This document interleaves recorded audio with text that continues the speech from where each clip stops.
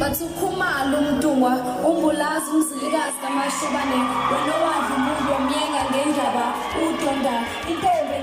ngicela bokubonga kakhulu enganeni zami uMcineka No Geh ubapholobo mfokangcobo ukuthi bangilalelile konke ngakusho amabhinqa emlandweni ukukhomplela kwami ngeMpucuzeko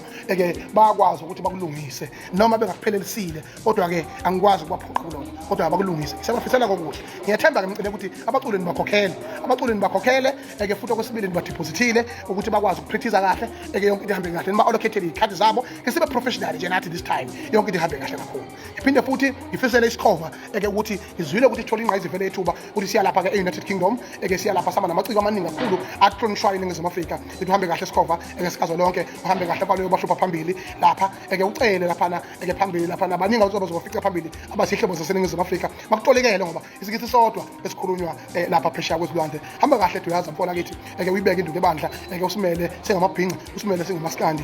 emthola Phuma sihle hayi ngazongishaye futhi